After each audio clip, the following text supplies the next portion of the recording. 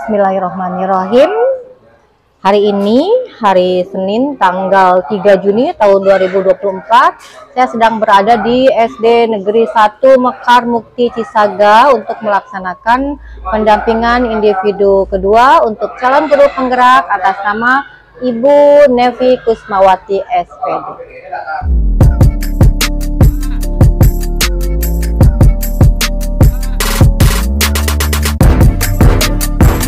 Assalamualaikum Ibu.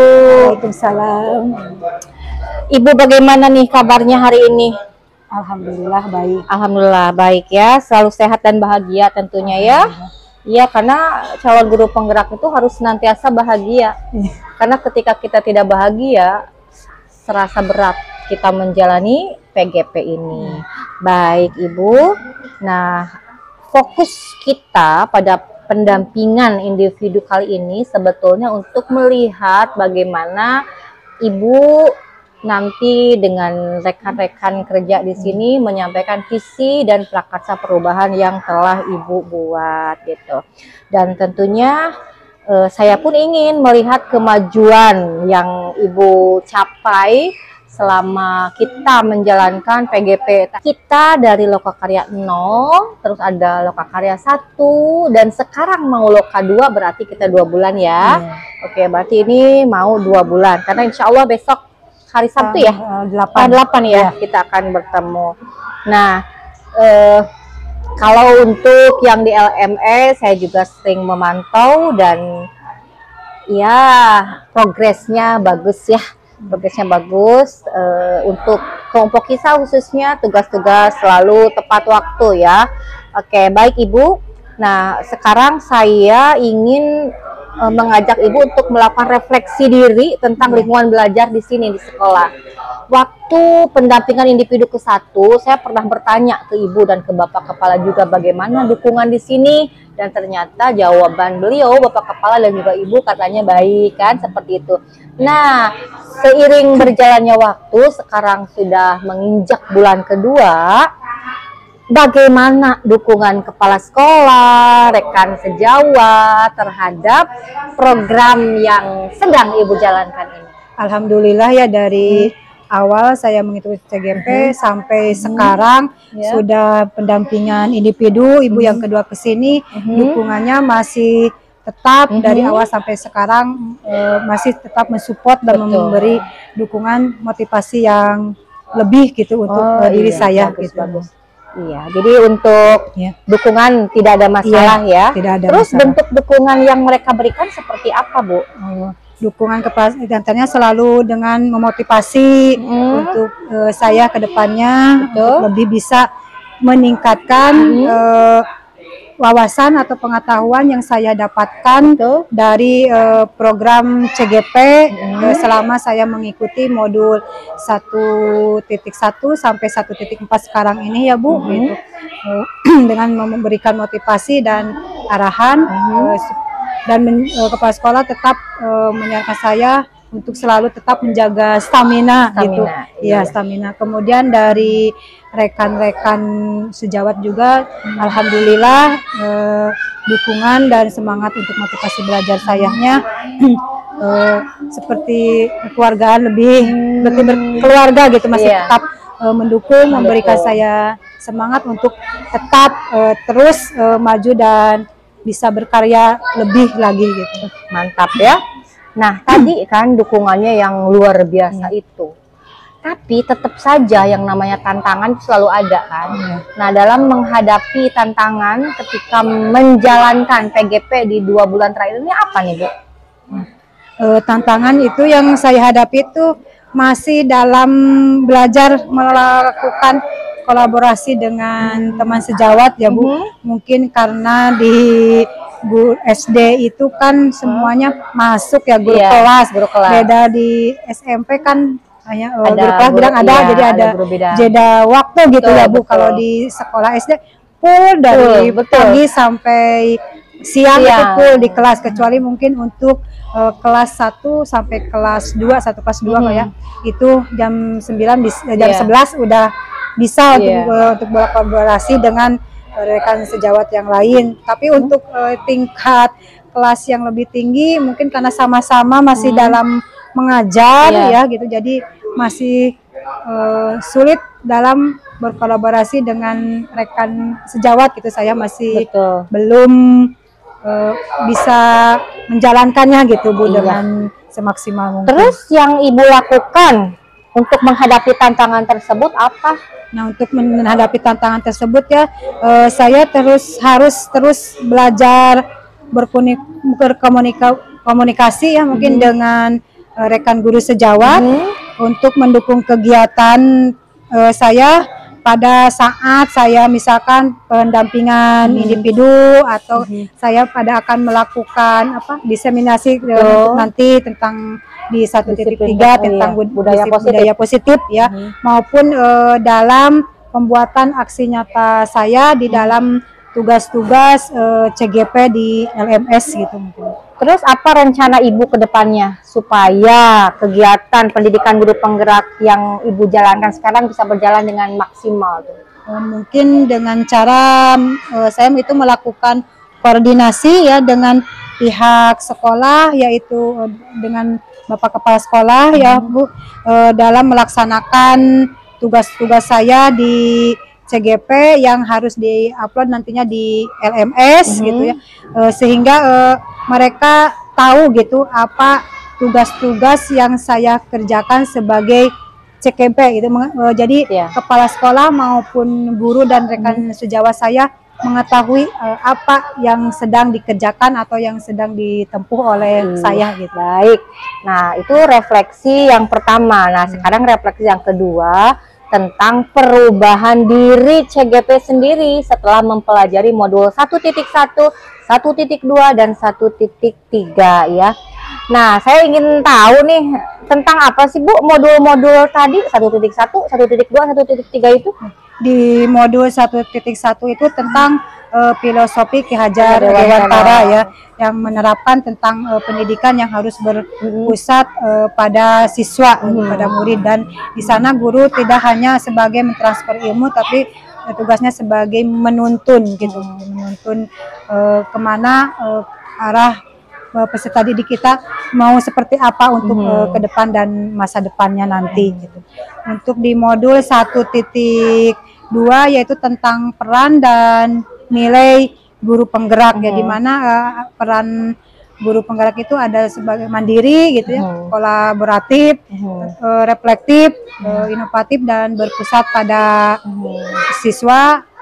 Dan adapun peran dari tadi nilai ya, yang adapun yang peran dari guru penggerak itu ya bisa menjadi coach bagi guru yang lain yang sebagai praktisi pembelajaran serta untuk pembelajaran pada siswa gitu, yang berpusat pada siswa seperti itu.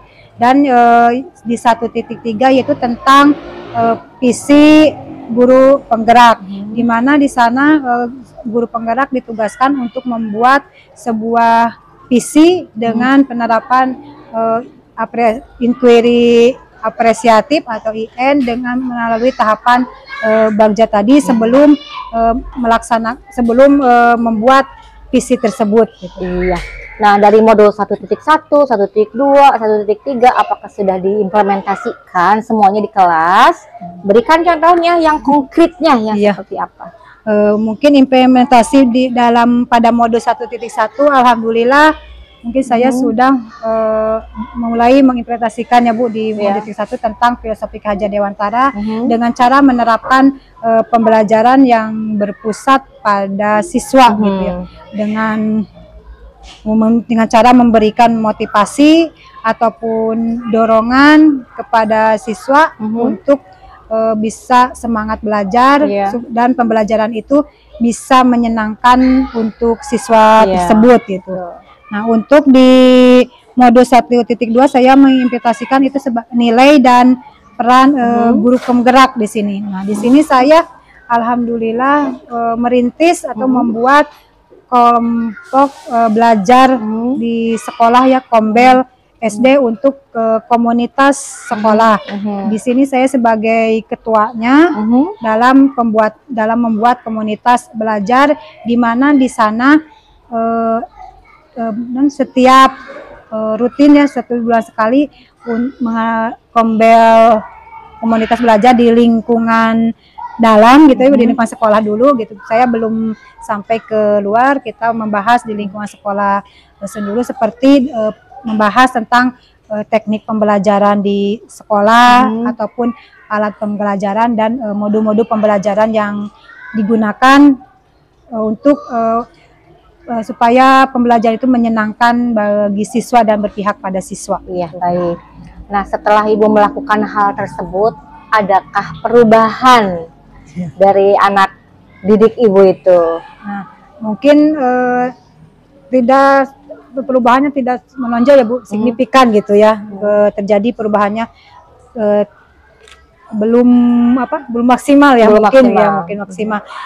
Masih tahap awal sehingga membutuhkan proses yang jauh lebih lama mungkinnya. Respon siswa itu sangat positif terhadap implementasi yang jadi sudah responnya positif, responnya sudah alhamdulillah sudah positif terhadap implementasi yang sudah dilakukan seperti dalam karakter disiplin serta tanggung jawab gitu. Misalkan yang di keyakinan kelas kan ada keyakinan kelas ataupun yang terlambat nanti ada konsekuensi atau apanya gitu untuk siswa.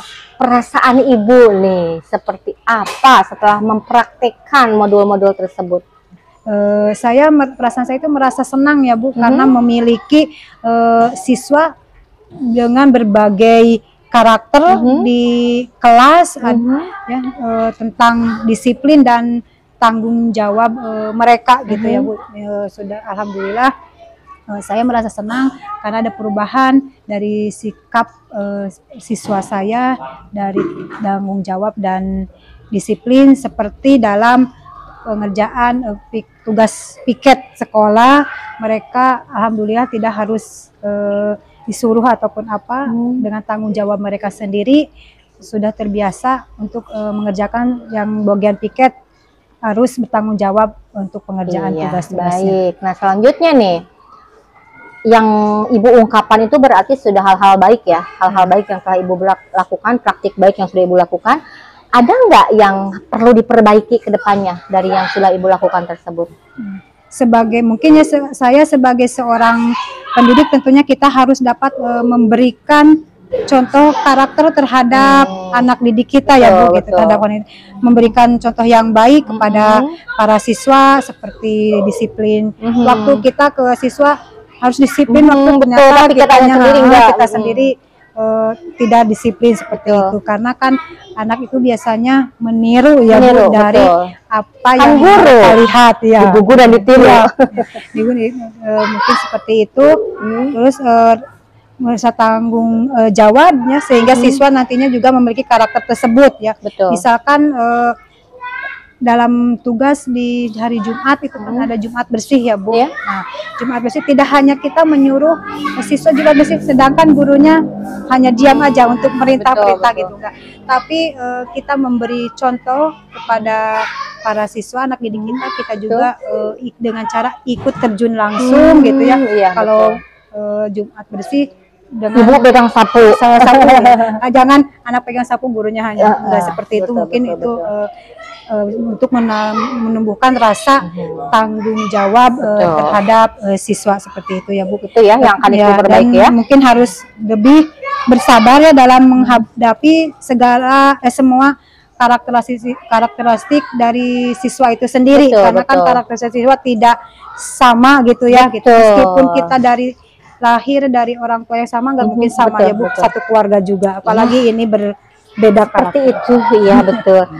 Nah, selanjutnya waktu di Lokakarya 1 kita kan belajar tentang komunitas praktisi ya. Barusan juga Ibu sudah menyebutnya sekilas. Nah, dari pemetaan komunitas praktisi di Loka 1 tersebut, komunitas praktisi mana yang memiliki peran yang berpengaruh buat diri Ibu sendiri? Komunitas praktisi, komunitas belajar di sekolah dalam interkombel sekolah, yang dimana di sana kan saya sebagai ketuanya yang merintis komunitas belajar untuk saling sharing antara rekan sejawat dalam mengatasi permasalahan pembelajaran yang ada di sekolah. Itu sudah berapa lama Bu berjalannya Kombel itu? Mungkin baru berjalan sekarang ini ya Bu, 2 bulan atau 2 bulanan, 3 bulan baru sedang berjalan gitu. Ya. Terus tantangan yang Ibu hadapi selama penerapan komunitas praktisi di sekolah itu apa ya Bu ya? Nah, tantangan selama penerapan komunitas praktisi di sekolah itu untuk pelaksanaan Kombel itu masih sulit ya Bu untuk dilakukan pertemuan secara rutin gitu. Misalnya 1 bulan 1 kali juga itu kadang kenapa ya itu seperti itu? Sulit gitu cara mengatasinya, bisa dengan membuat kesepakatan atau diskusi atau apa dulu ya dengan kepala sekolah ataupun rekan guru yang lainnya, soalnya sekarang banyaknya kegiatan atau jadi gitu ke saya sekarang, apalagi sekarang akhir tahun ajaran banyak kegiatan-kegiatan, jadi tidak ada kesepakatan gitu antara guru ataupun kepala sekolah yang rekan sejawat yang lainnya untuk mengadakan Kombel tersebut. Jadi belum begitu maksimal ya? Begitu maksimal ya, soalnya kan banyak kegiatan yang lain juga gitu. Nah, ketika membuat komunitas praktisi tersebut yang Kombel itu, apa sih hal yang menarik gitu yang menjadi pembelajaran buat Ibu khususnya dalam merintis Kombel ini? Hal yang menarik dalam merintis Kombel ini ya itu saya harus dapat berkolaborasi mulai dari dengan kepala sekolah, dengan guru yang lainnya, rekan sejawat yang lain ya, dalam bekerja sama dengan sesama rekan guru dari kelas 1 sampai guru kelas 6 ataupun guru bidang ya, bukan kalau di SD cuma hanya ada guru kelas dan agama dan PJOK, sedangkan tidak ada pembelajaran mata pelajaran yang lainnya. Jadi kan dipegang oleh guru kelas gitu. Jadi tidak ada nantinya perbedaan antara guru kelas dengan guru bidang, karena kan guru bidang hanya 2 yaitu PJOK dan agama, jadi tidak merasa terpisah atau gimana. Jadi bareng-bareng kita sharingnya gitu. Sip. Nah terus tentunya Ibu memiliki strategi ya ke depannya supaya Kombel ini maju. Salah satunya tadi Ibu bilang untuk berkolaborasi lebih intensif lagi. Itu masuk strategi ya sepertinya ya.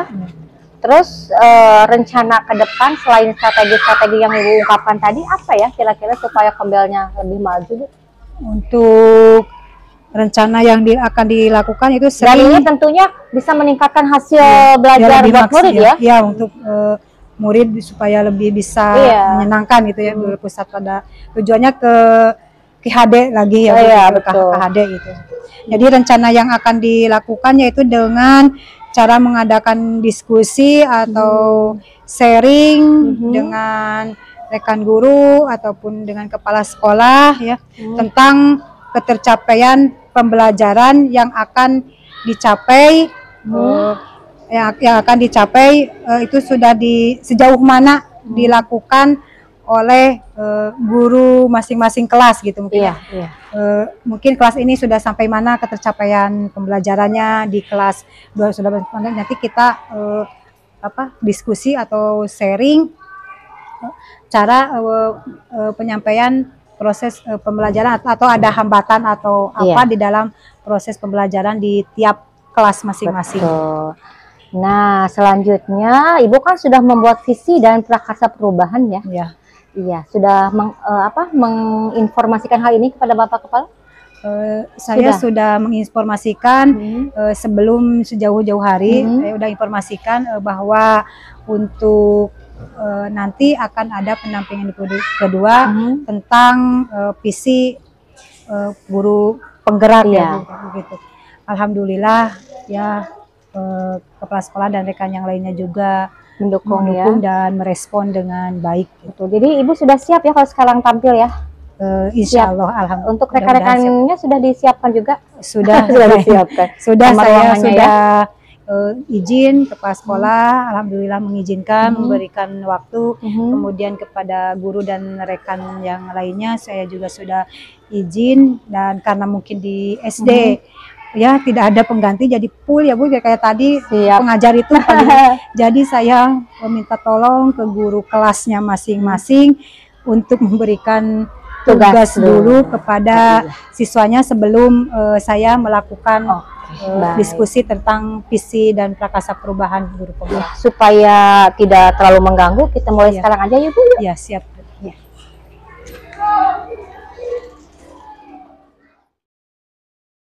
Baik Ibu Nevi, barusan Ibu Nevi sudah memaparkan visi dan prakasa perubahan di hadapan Bapak Kepala Sekolah dan juga rekan-rekan Ibu semuanya ya di sekolah ini.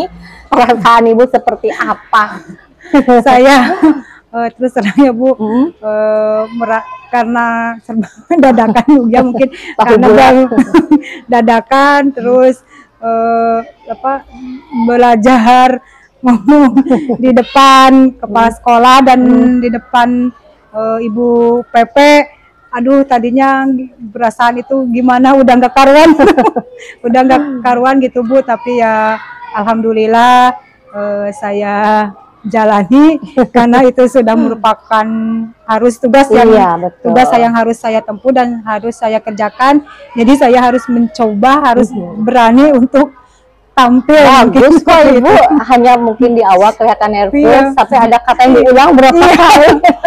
Iya tadi itu juga saya kata Bapak, pokoknya pengulangan kata kalimat di awalnya karena baru gitu ya Bu, saya belajar untuk bicara di depan Bapak Kepala Sekolah gitu ya, di buka diskusi seperti tadi. Ya baik, pokoknya mah bagus lah. Hanya di awalnya aja kelihatan, tapi setelah ada ice breaking Ibu sudah mulai bisa menguasai deh sepertinya. Sebelum ice breaking mah kayak kemana ini tuh Ibu, itu Ibu Nevi apa bukan? Ya tapi itu oke lah, nggak apa-apa. Nah ini kan PI kedua ya.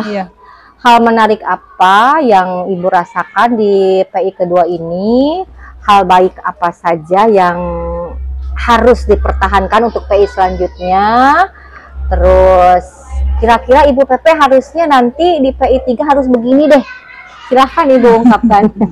Alhamdulillah ya, dari pendampingan awal sampai akhir, Ibu PP memberikan pengarahan dan motivasi saya untuk selalu tetap semangat ya dalam pembelajaran, juga membantu saya tadi mungkin di dalam melakukan diskusi ya, istilahnya mendorong atau memotivasi diri saya, meskipun saya baru ini memimpin diskusi. Alhamdulillah ada dorongan dari rekan yang lain maupun dari Ibu PP sendiri ya.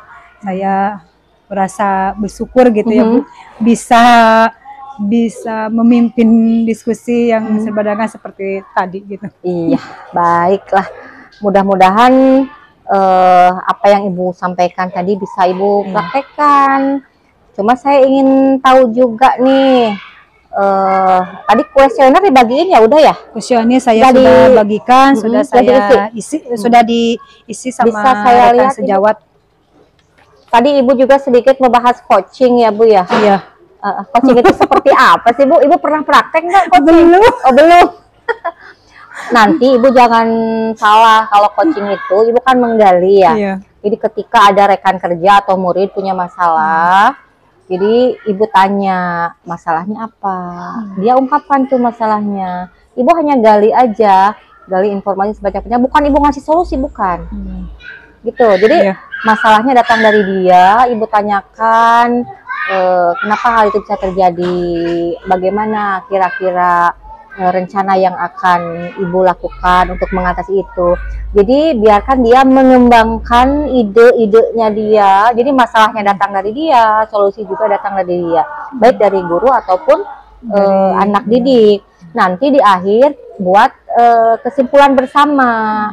Nah, Ibu kan sudah tahu masalahnya ini, Ibu juga sudah tahu juga rencana yang akan Ibu lakukan ke depan apa, yuk kita buat komitmen gitu. Di akhir Ibu ajak buat komitmen.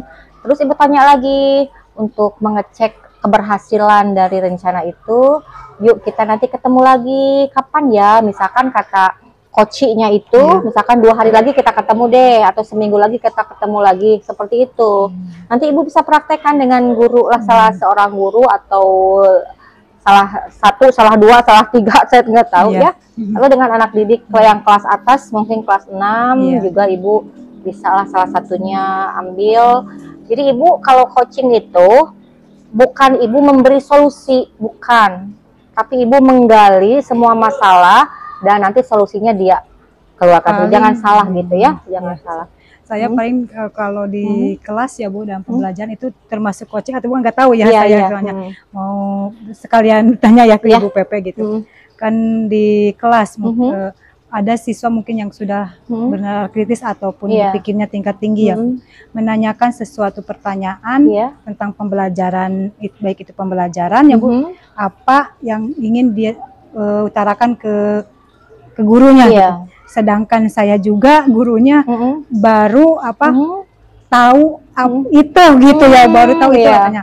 Nah, karena mungkin ya kita sebagai pendidik juga di depan anak didik atau peserta didik nggak mungkin kita nggak menjawab, nggak bisa ya Bu, atau nggak tahu jawabannya mungkin. Nah, saya pengen mengembalikan lagi ke pertanyaannya seperti ini ya, nanti mungkin kita cari bareng-bareng atau mungkin ada teman yang lainnya yang bisa membantu menjawab dengan mencari di berbagai sumber. Nanti kita cari bareng-bareng sama-sama untuk minggu depannya kita bahas sama-sama apa yang si anak itu pertanyakan gitu ya kan, karena saya juga baru tahu atau mengenal kata itu misalnya gitu. Gurunya kan nggak mungkin ya guru di depan tidak bisa menyatu gitu. Jadi saya mengembalikan karena kita cari dulu teman-teman, mungkin ada teman-teman yang bisa menjawab atau apa, karena mungkin ibu ya sambil ibu juga mencari tahu dari sumber yang lain atau menanyakan ke rekan teman sejawat yang lain, karena kan takut salah juga ya Bu, kita memberikan pemahaman atau informasi takut salah, nanti kan anak malah salah juga gitu. Saya apakah memang masuk banyak kemiripan, ada coaching, ada facilitating gitu kan, ada apalagi consulting gitu kan, itu semuanya yang datang itu kan dia dengan masalahnya masing-masing. Jadi yang di kelas itu lebih tepatnya kan itu facilitating ya. Jadi ibu memfasilitasi anak untuk mengungkapkan, emang beda tipis Bu, beda tipis sekali. Kalau untuk coaching, jadi dia tuh punya keresahan, dia tuh galau sekali, dan ini biasanya kalau untuk coaching itu lebih ke privacy biasanya ya, seperti itu. Jadi ibu pendekatannya itu lebih ke personal dia gitu, masalah yang dia hadapi apa, tapi nanti jangan ibu biarkan dia mengalir, tapi kata-kata ibu jangan mengarahkan ke hal-hal lain, tapi ibu mencoba menanyakan itu masalahnya dia, ikuti terus. Misalkan dia akhirnya bercerita ke yang lain, udah ketika dia rada ngalir ngidul, ibu arahkan lagi mengerucut ke pertanyaan, ibu gali. Dan jangan sekali-kali ketika coaching itu ibu menjudge, menghakimi. Misalkan apakah itu kan ada kata penekanan apakah, tapi apa yang sudah kamu lakukan, apa yang sudah ibu lakukan kalau guru. Jadi apakah selama ini ibu, nah jangan, itu kan seolah-olah menghakimi. Jadi memang ada trik-trik tersendiri ketika melakukan coaching supaya kita sebagai coach dan dia sebagai coachingnya itu merasa enak untuk mengungkapkan apapun itu. Nah, kalau misalkan tadi di kelas itu bisa mendekati coaching tapi lebih ke facilitating gitu. Ya, karena di SD kan tidak ada BK gitu ya Bu. Jadi semuanya itu dihandle sama guru wali kelas gitu. Ya, mudah-mudahan nanti kita kapan-kapan mungkin Ibu mau latihan praktek coaching sama saya boleh. Nanti ya kalau ada waktunya ya. Tapi tidak hari ini kayaknya. Soalnya hari ini kita sama-sama banyak sekali tugasnya. Ibu bisa lihat untuk angket yang sudah disebar tadi. Ini buat anak didiknya tadi 5 ya? Anak didik 5. Sudah ini ada yang dari Coba, Bapak bisa, Kepala Sekolah. Ini dari Bapak ya? Iya. Iya. Oke, terus dari Ini dari rekan sejawat. Iya. Kita coba dihitung ya, takutnya Ibu kekurang. 1, 2, 3, 4, ada 5, iya betul. Ini dari peserta didik. Peserta didik ya. Oke, kalau di tingkat SD ini lucu ya ada gambar-gambarnya.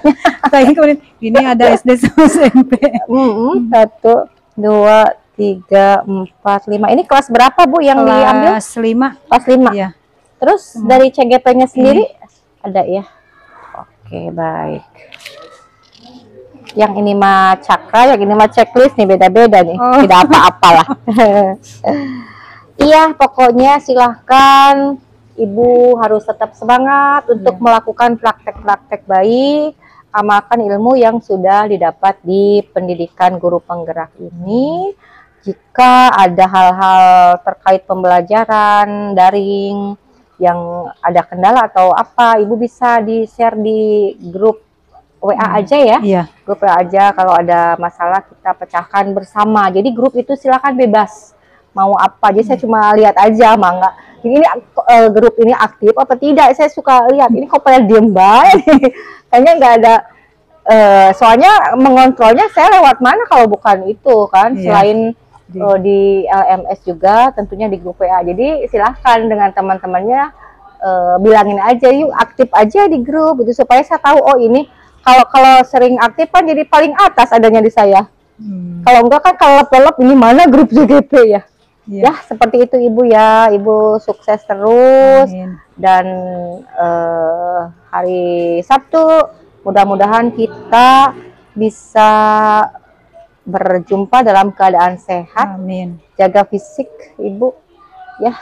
Amin. Terima kasih Ibu.